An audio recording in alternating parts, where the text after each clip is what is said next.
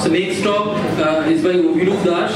He is also a scholar from the Department of Physics, University of Calcutta. Today he will talk about mesoscale simulation of DNA biophysics. So Abhirup, please start. Okay, today I am going to talk about mesoscale simulation of DNA biophysics. We'll come to what mesoscale is, but our main focus is how to model DNA. So in a physics context, as the talks have been today. So I'll come to that. So these are the contents of my talk. DNA forms the basis of life, as we know, for all cellular processes and reproduction. DNA acts as a medium from which characteristics go from one life to the other. Now, structure of DNA nucleotide, for all DNA does, it has a very simple structure.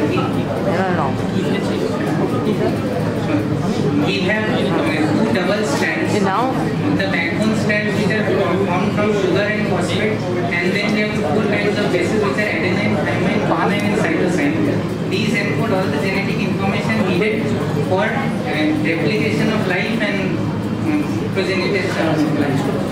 So now DNA, the normal DNA structure, that is the DNA structure, is the structure that you are most familiar with. DNA can form other structures also. These are defect structures which are taken from the protein data of DNA. So now how do we simulate DNA? So one strategy is an all-atom simulation where all the atoms that are individually present in DNA can be replaced by Lennard-Jones fields, or we can have continuum models where we let go of all these finer details and just simulate these for structural things. But the mesoscale that we talked about, this mesoscale is this coarse graining model where we let go of some of the finer details so that we can get more simulation time, faster simulations, and better understanding of the finer aspects of the mechanism process. So these are the existing coarse-grained models which we have in the literature. I will not talk about them much, but we will straight away go to the modeling part. This is taken from Sambriski's 2011 paper, and the first type of modeling is using spheres. So the sugars and phosphates from one will be sugars and phosphates are replaced by one united wheel, and the bases are replaced by spherical wheels. Our plan is to convert these spherical wheels into ellipsoidal wheels. Now, the potential equation which we do to solve this, the bond angle and dihedral equations, and these all equilibrium distances are taken from this paper. And the non-bonding interactions, which the base pair interactions which act between two different strands, the stacking interaction which acts between the bases in the same strand, and these are some other interactions which are required for the proper structuring of the DNA. And these are the forms of the potential, the harmonic bonding potential, this bending and dihedral are also harmonic in the first order, and this Lennard-Jones potential is there for the attractive part, and this the electrostatic potential is purely repulsive to mimic the Salt-Tan effect of the DNA. So here is a simulation.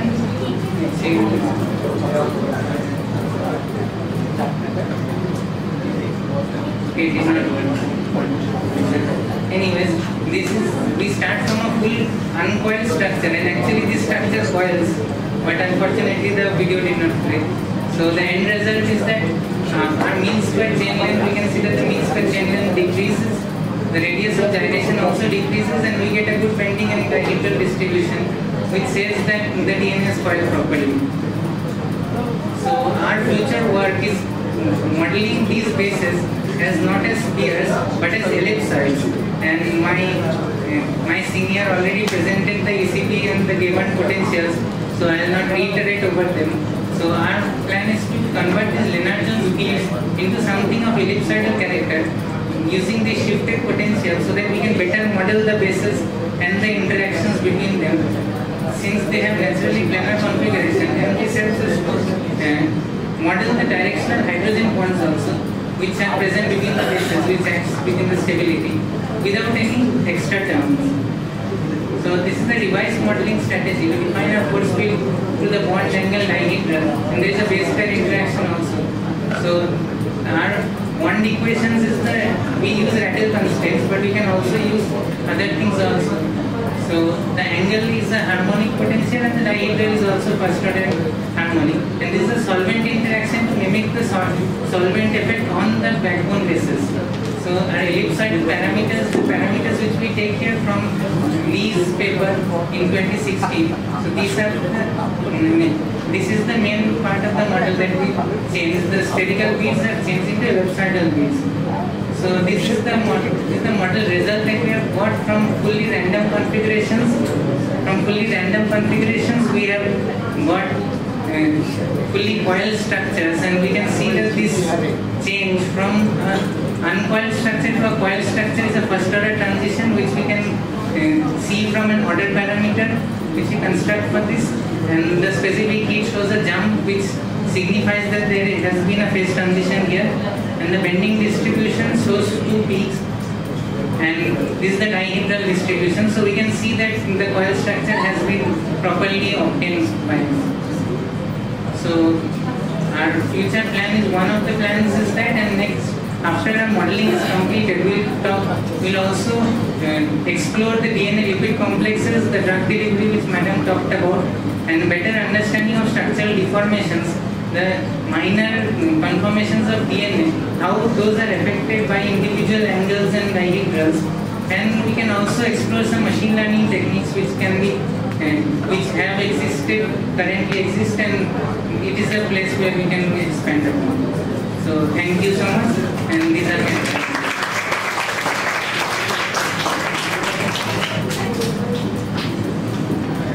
Any questions from students? Deborah, please.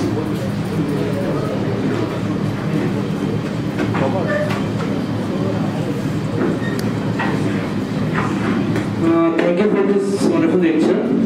My first question is, how you can think machine learning will help you to understand your or solve your problem more?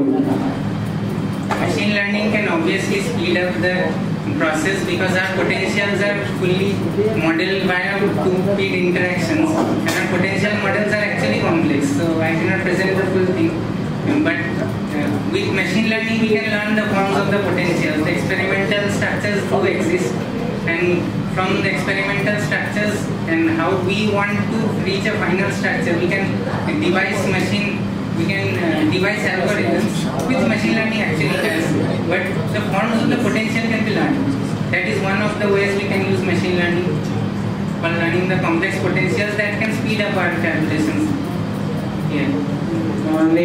Just to make it simple.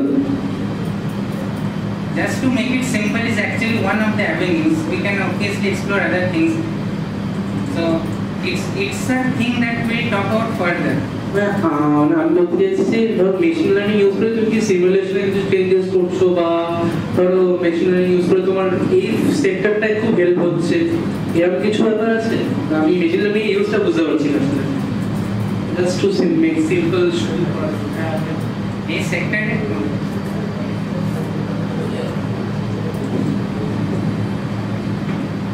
সেক্টরে কতটা help হবে actually I am also not sure, but it's a thought process. It can be incorporated actually. Thank but you. The details are not actually discussed.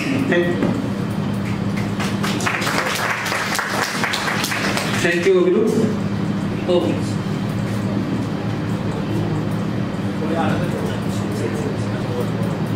Please. Can you like little bit speak about the mutation process which happens in DNA, which is like an uncertain process like which happens in which the DNA gets disturbed? Can you like little bit tell about that? Like gene mutation like some foreign substance enters in DNA. Is there any process in which we can protect the DNA structure from that? Okay, that's not something I have actually researched in detail about, so I can't give you a very concrete answer at this point. But that is something which we will talk about after the modeling. That is something which we will study later on. So yeah, sorry, I can't answer at this point.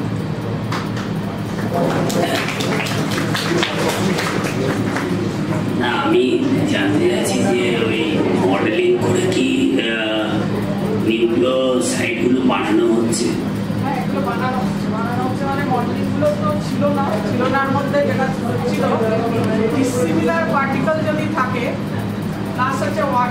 Interaction যদি নিতে হয় এরকম কোনো model ছিল না। এই মডেলগুলো আমরাই প্রথম মানে তৈরি করতে হলো, যেহেতু আমরা এই ধরনের জিনিস স্টাডি করতে চাই। সাধারণত সিনথেসিস যারা করে, ধরুন ওই সুগারের যে দুটো পয়েন্ট আছে, আমি সাধারণত কাজ করেছিলাম অ্যারাবিনোজ সুগারের, এটা একটা অপোজিটে থাকে অ্যারাবিনোজ সুগার, ওইচ গ্রুপ, তা ওগুলো তো সিনথেটিক সিনথেসিস করা। তাহলে আপনারা চেষ্টা করছেন যে মডিফাইড করে ডিএনএটা তৈরি করে, মানে ওই নিউক্লিওটাইডগুলো, বিশেষ করে আমরা যেটা চাইছি একটু অ্যাপোপ্টোসিস কিভাবে হয়, আর ডিএনএ যদি নিজেদের না ডিস্ট্রয় করে তাহলে তো সেটা ম্যালিগন্যান্সির দিকে চলে যায়। আমরা সেই জন্য ওইটাই হয়তো আমাদের এম লাস্ট হবে যে কেন ডিএনএ অ্যাপোপ্টোসিস হয় এবং কেন হয় না। এটা মানে আমাদের বলে তো অনেক কিছু হয়ে যাবে, কিন্তু তার মাঝখানে আমরা এখন প্রথম যেগুলো এই জিনিসগুলো সবেমাত্র আমরা মডেলিংগুলো করছি। আপনি হয়তো আমার কাছে খেয়াল ছিল না, তো ওখানে আমরা সেল মেমব্রেন স্ট্রাকচারটাকে অ্যাটলিস্ট লিপিড বাইলেয়ারটাকে বানাতে পেরেছি। সেটা তো এতদিন কেউ করতে পারে, মানে কারণ অল অ্যাটম মডেলে সম্ভব নয়, মানে একটা বিরাট অনেক হয়ে যাবে, সুপার কম্পিউটার দিয়েও হবে না। তো মডেলিং করে আমরা যেহেতু না তৈরি করতে পেরেছি, এবার সায়েন্সের কাজ হচ্ছে কোলেস্টেরল ঢোকানোর মধ্যে। এবার কোলেস্টেরলের যদি বেশি হয়ে যায় তাহলে র্যাপ ফর্মেশন হয়ে যায়, যেটা আপনার আবার ম্যালিগন্যান্ট সেলের জন্য বা অন্য কিছুর জন্য র্যাপ দিয়ে তো আমরা নানা রকম কিছুই আজকাল হচ্ছে মানে ড্রাগ ডেলিভারি এটা সেটা বাকি ডিফেক্ট আছে যেটা, তো সেইগুলো স্টাডি করার উদ্দেশ্য মেনলি ম্যালিগন্যান্সি কেন আসে সেটা হচ্ছে সেল মেমব্রেনে কি তফাৎ হয়। সেল মেমব্রেনের তফাৎ মানে ধরুন একটা সেল খারাপ হলো, তার ডিএনএটা খারাপ হয়ে গেল, কিন্তু সে পাশেরটাকে যদি নষ্ট না করতে পারে তাহলে ডিজিজটা তো গ্রেডেড হয় না। একটা সেই জায়গাটাতে তাকে আটকানো যদি সম্ভব হয় সেল মেমব্রেন দিয়ে। তাছাড়া হচ্ছে এই অ্যাপোপ্টোসিস কেন হয় না, কেন সেল মেমব্রেন ডিভাইড হতেই থাকে, মানে সেল ডিএনএটা ডিভাইড হতেই থাকে। এগুলো কি ওই যেটা মিমিপিং করে, হ্যাঁ আমরা সিমুলেশন মডেলটা বানাচ্ছি, বানিয়ে আমাদের হাতে এই জন্যই প্যাকেজ নেই, কারণ এই মডেলগুলোই তো সবে হচ্ছে। পরে হয়তো লোকে প্যাকেজ বানাবে বা আমরাই হয়তো প্যাকেজ বানানোর চেষ্টা করবো, কিন্তু যে লেভেলে প্যাকেজ আছে সেই লেভেলে মলিকুলার বায়োঅ্যাক্সিয়ালিটিও দেয় না, ওয়াটার ইন্টারাকশনও সেইভাবে করা যায় না, করলেও কত ওই যে প্রথম যে কাজটা বললাম তনয় পাল, ওইটা ইন্ট্রোডিউস করা হয়নি, ও এখন টেক্সাস অস্টিনে, ইউনিভার্সিটি অফ টেক্সাস অস্টিনেও এখন পোস্ট ডক করছে। ও যখন এই প্রথম কাজটা করে তখন মানে ওই একটা উইদাউট ওয়াটার ইন্টারাকশন ওরকমই করতে হয়েছিল, এবং তখন কোনো মডেল ছিল না যেটা যে লিপিড মলিকুলটা এরকম চ্যাপ্টা টাইপের, ওরা এরকম লম্বা মতন এর মতন দেখতে হয় না, চ্যাপ্টা দেখতে হয়, অনেক চমচম টাইপের, ওই এর মতন হবে না। তো সেই মডেলিংগুলো করে যত সম্ভব তাড়াতাড়ি করা যায়, আমরা আমাদের ইউনিভার্সিটিতে এমন কিছু একটা কম্পিউটার ফেসিলিটি নেই, কিন্তু তার সাথে সাধারণ কম্পিউটারেই কিন্তু আমরা মডেলিংটাকে এমনভাবে করছি যাতে অনেক বড় সিস্টেমটা মডেল করা যায় এবং যাতে অনেকটা অ্যাকিউরেট করা যায়। খুব যদি আমি সব জিনিসে করি মানে বাদ দিয়ে দিই তাহলে কিন্তু আমরা ফেসগুলোও পাবো না এবং কোথায় কেন কী হচ্ছে সেই কারণগুলোকেও বার করতে পারবো না। যাতে গোসডেন মডেলের যেটা কাজ সেটা হচ্ছে ওই যে আসল ইন্টারাকশন দিল এটা খুব ইনটিউটিভ হতে হবে, হয়ে ওটা যে হ্যাঁ এই কারণে মানে এই কারণে এইটা দায়ী, এই জিনিসটা বার করাটাই হচ্ছে লক্ষ্য বা উদ্দেশ্য। আমরা তো ওই সাধারণত ওই মডিফাইড নিউক্লিওসাইড করে মানে মিমিক করা রেপ্লিকেশনটাকে বলবো, কিন্তু এখানে যেহেতু প্রোটিন আছে, লিপিড আছে, আরো প্রোটিন ডিফিকাল্ট, হ্যাঁ আরো ডিফিকাল্ট, তারপর কোলেস্টেরল চলে আসবে, আরো প্রোটিন আসবে। এবং আমি দেখেছি আমার মানে আমার যে গাইড তার যে মানে গুরু আর কি, মানে প্রেসিডেন্সি যিনি প্রিন্সিপাল ছিলেন ডক্টর বসা, ডক্টর বসাকের ছাত্র হচ্ছেন একজন মারা গেলেন, আপনি চিনবেন, প্রিয়ব্রতদা মারা গেলেন, সবাই মারা গেলেন, একবার সবাই ওনার কাছে আমরা এক্সট্রা করেছি। তারপরে আমার স্যার মানে সতীর্থ মানে ডক্টর বসাকের ছাত্র, তারপরে আরেকজন ছিলেন central drug research institute CTR, ওনারা আবার প্রচুর ওই বিদেশে ছিলেন, নামটা এই মুহূর্তে আমি ভুলে যাচ্ছি, কিন্তু ওনারা ওই লিপিডের উপরে কাজ করতেন, স্ট্রাকচারও করেছেন, কিন্তু সেগুলো এক একটা লিপিড তার ভেতরে কি কি মলিকিউল আছে এই সমস্ত। যেখানে আমরা কালেকটিভলি দেখছি মানে স্ট্যাটিস্টিক্যাল ফিজিক্স। স্ট্যাটিস্টিক্যাল ফিজিক্সের অ্যাপ্লিকেশন ইন বায়োলজিক্যাল সিস্টেম, যেটা মানে খুব একটা এখন পর্যন্ত নতুন জায়গায় বলা যায়, মানে খুব একটা যে এক্সপ্লোর হয়েছে সেটা নয়। ওটা কাজ করার খুব স্কোপ আছে, সেই জন্য এখানে যারা স্টুডেন্ট আছে তাদের আমি একটু বলবো যাতে এদিকে ইন্টারেস্ট নেওয়া হয়। কারণ হচ্ছে সবাই শুধু ভাবে তো অ্যাস্ট্রোফিজিক্সে অনেক কিছু রহস্য আছে, কিন্তু আমার তো মনে হয় বায়োলজিক্যাল সিস্টেম যেহেতু সিস্টেম এটা মানে আরো আমার তো মানে অনেকে এই বাইরেই আলোচনা হচ্ছিল, আমাদের দুজন ইঞ্জিনিয়ারিং স্যার আর একজন ম্যাডাম, যে তাদের 2 ছেলে আর কি বায়োলজি পড়তো না, আমার ছেলেও তাই বায়োলজি পড়লো, অথচ মা বায়োফিজিক্সে, মানে আমার মিসেস বায়োফিজিক্স, কিছুতেই বায়োলজি পড়লো, যার ফলে ওকে ইঞ্জিনিয়ারিং দিতে হলো। এখন না, কিন্তু যারা কেমিক্যাল ইঞ্জিনিয়ারিং পড়ে আইআইটিতে, বাইরে বসে ছিলাম ইউএসএতে, তখন কিন্তু আমি দেখেছি যে ওরা কিন্তু অনেকেই এরা বায়োলজিক্যাল সিস্টেমে কাজ করছিল, মানে কেমিক্যাল ইঞ্জিনিয়ারিং ওখানে তো এগুলো হচ্ছে। কিন্তু আমাদের দেশে যেহেতু এই দিকে আমি মানে এখানে বলতে আসারও একটা কারণ, যদিও আমারটা হয়তো একটু টেকনিক্যাল হয়ে গেছে, ওদের বুঝতে অসুবিধা হয়েছে কি জানি না, কিছু তো বোঝা গেছে। তো আমি পুরোটা অঙ্কগুলো তো জানার দরকার নেই, ব্যাপারটা বেসিক যে আমাদের এমটা সেটা বোঝা, সেটা হচ্ছে বায়োলজিক্যাল সিস্টেম যে ফিজিক্স যেহেতু সব কিছুকে খুব সিম্পলিফাইড করে নেয়, সব কিছুকে স্পেরিক্যাল করে নেয়, সেই জন্য এটা যে ব্যবহার করা যাবে না বায়োলজিক্যাল সিস্টেমে তা নয়। কারণ এই যে একটা ধরুন এই অ্যানেস্থেটিক্সের কাজটা, এটা তো ওরা কেউ তো বুঝতেই পারেনি যে জাস্ট ডাইপোল মোমেন্টটা একটু ঘুরে যায় বলে এই ব্যাপারটা হয়, ঘুরে যায় বলে এই ব্যাপারটা একটা খুব ছোট্ট একটা ফিজিক্যাল একটা ইভেন্ট আর কি বলা হয়, জাস্ট ঘুরে যায়। কিন্তু এর জন্যই যেটা হয় সেটা জানা ছিল, এগুলো সবাই জানে। এই যে রিলেশন করাটা, এই রিলেট করাটা ফিজিক্সের লোকেদের এমন একটা ট্রেনিং, যে ট্রেনিংটা এই জিনিসটাকে, এই রিলেট করার ব্যাপারটাকে শেখায়। অনেক বড় বড় জিনিস থাকে, কম্বিনেশন গুলো নেই। কেউ যদি বলে ফিজিক্স নেব আর বায়োলজি নেব, তাহলে তো আবার সেই কম্বিনেশন হয় না। ফিজিক্স নেব ফিজিওলজি নেব, সেরকম কম্বিনেশন। আর যেখানে যেমন অঙ্ক একটু শিখে নেওয়া যায়, ওটা একটা ল্যাঙ্গুয়েজ। তুমি ওই যেটা বলছিলাম আর কি, যে ফিজিক্স এবং বায়োলজি এই দুজনের মধ্যে তর্ক, কে প্রথম, এই নিয়ে একটা মারামারি আছে আর কি। আমি প্রথম, বায়োলজি বলে প্রথম, কিন্তু ওই যেটা বললেন উনি একসঙ্গে এখন তো আর সেরকম নেই।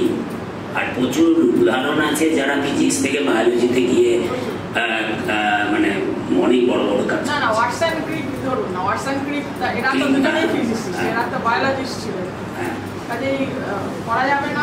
আছে ম্যাডাম, এই যে ডিএনএ যেগুলো আছে, আমি শুনেছিলাম, আমি ভুলে গেছি, লেফট হ্যান্ডেড না রাইট হ্যান্ডেড, এবিসি এগুলো সব কিছু করা যায়। সাইন্টিফিকলি করেছে, মানে লেফট হ্যান্ডেড কি করে করা যায়, রাইট হ্যান্ডেড কি করে করা যায়। আবার এই যে যখন হ্যান্ডেডনেসটা একটা মানে বায়োলজিক্যাল সিস্টেমগুলোর একটা হ্যান্ডেডনেস প্রিজার্ভ করার একটা টেন্ডেন্সি থাকে, মানে they always try to conserve না ওই হেরিডিটিটাকে কনজার্ভ করার চেষ্টা। মানে আমার জানি না, আমি অশোক ব্যানার্জির কাছে দেখেছিলাম, তখন একটার জন্য কাজ করতে ঢুকেছিল একটা মেয়ে, তারপরে ছেড়ে দিয়ে চলে গেল। উনি একটা করতেন যে এ বি সি, অর্থাৎ এই যে লেফট হ্যান্ডেড এরম করে ঘুরলো, তারপরে যে বি ফর্মে গেল, অর্থাৎ ফোল্ডেড এবং আনফোল্ডেড হল, এবং তারপরে অন্য একটা স্টেজে গেল। এটাই কিন্তু এই পাথওয়েটাতে খুব ইম্পর্টেন্ট। শুধু ওইখানে নয়, আমি বলছি যে কোনো ইউনিভার্সের যে কোনো অ্যাস্ট্রোফিজিক্যাল ফেজ ট্রানজিশন যদি দেখেন, সেখানেও কিন্তু ওই একই হ্যান্ডেডনেস আমার শরীরেও যা আছে ওখানেও একই, পুরো আমাদের ইউনিভার্সটাই একই একটাই।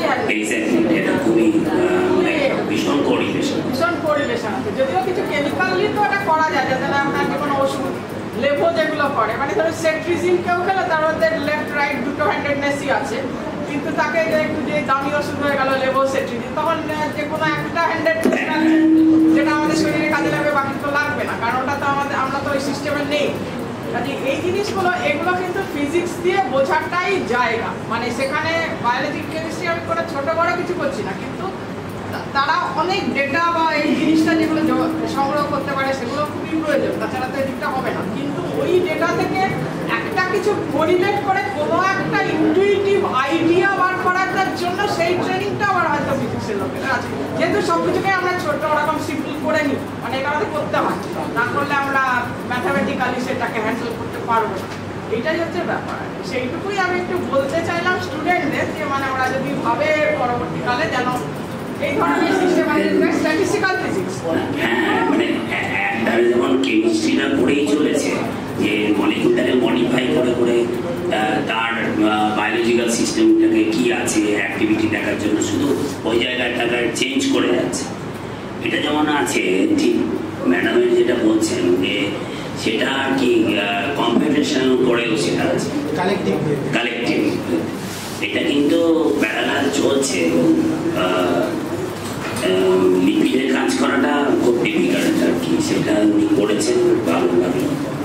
তোমাদের যদি কিছু প্রশ্ন থাকে ওনাকে করতে পারেন। আর খুব কাছেই ক্যালকাটা ইউনিভার্সিটি, আর তোমরা হয়তো এই 5th সেম 6th সেম আছো, এরপরে হয়তো কোনো ভর্তিও হতে পারো। আমাদের একজন স্টুডেন্ট